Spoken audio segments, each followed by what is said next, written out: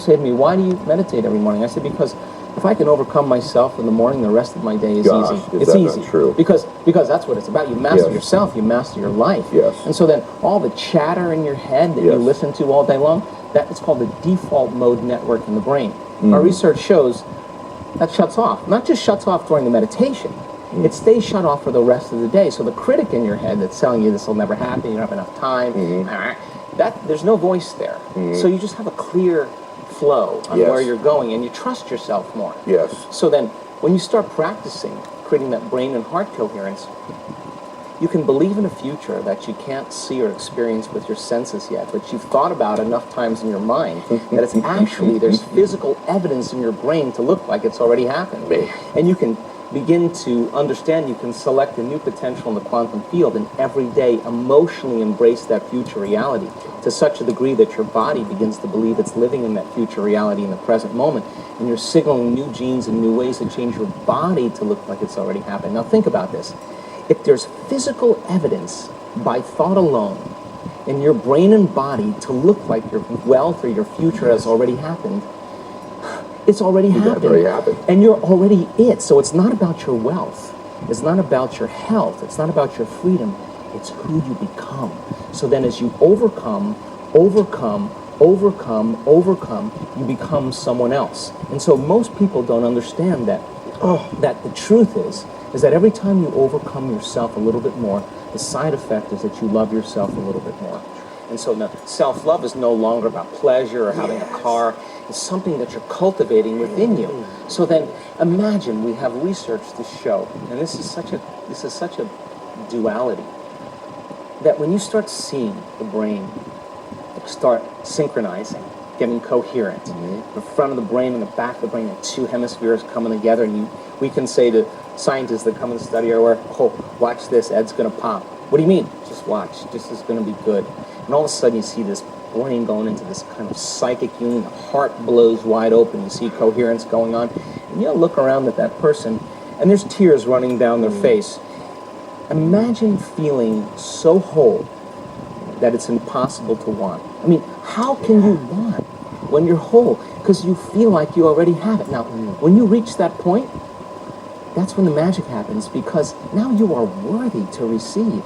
And the universe only gives us what we think we're worthy of receiving. Share this with them, please. Yeah, I think, for me, I'm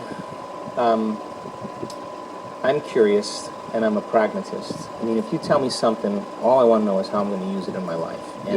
And I'm not into dinner conversation because nobody changes from that. I'm a doer and I want to be around doers. And this is why you and I connect so well. And obviously, you've got a group of people that are passionate about transformation, and they've done some of the work. When we were doing our 4.5-day advanced workshops, right around the end of the event, I was seeing people starting to notice, we've seen this really great transformations, and I thought... This is the pop. Yeah, it's a pop. Big pops. Yeah. And we were like, we had to send them home. And I was like, oh, God, man, if I could just have them for a week. So we created these week-long events where people retreat from their lives. Okay. And they remove the constant stimulation in their external environment that reminds them of who they think they are as a personality. They separate themselves from the people they know and the places they go and the things that they do at a certain amount of time in their routine, mundane life. So we'll bridge a little quantum physics, a little neuroscience, a little neuroendocrinology, a little epigenetics, psychoneuroimmunology. Those are all sciences about possibility.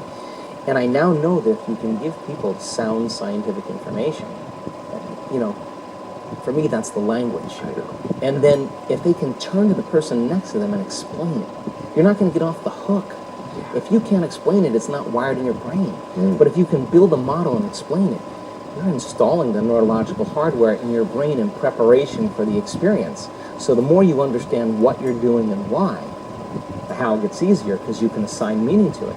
So then if I can set up the conditions and the environment and give them the proper instructions and push the envelope a little bit, and people who get their behaviors to match their intentions and their actions equal to their thoughts, they get their mind and body working together, they're going to have a new experience.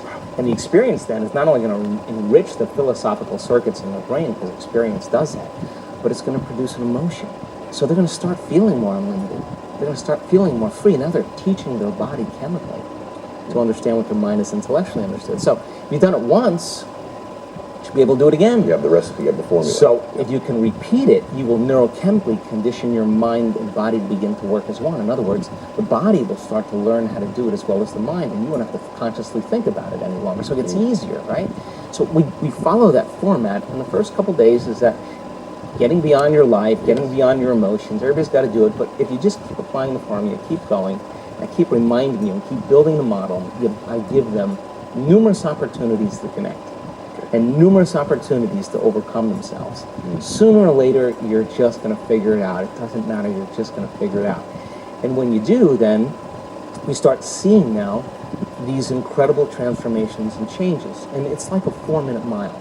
Yeah. Because I really think now, Ed, that evidence is the loudest voice. Sure. It is the loudest voice. And so we've got all the brain scans, we've got all the heart rate measurements, we got great measurements on immune regulation, how you can strengthen your immune system by thought alone. We have great measurements on that you could actually change your genes in 4 days, lengthen your telomeres, lengthen your life within 60 days, change your neurotransmitters, change the energy around your body, the energy centers of your body, and change all this stuff. And so that's the scientific evidence, but the evidence of people now is really the laboratory.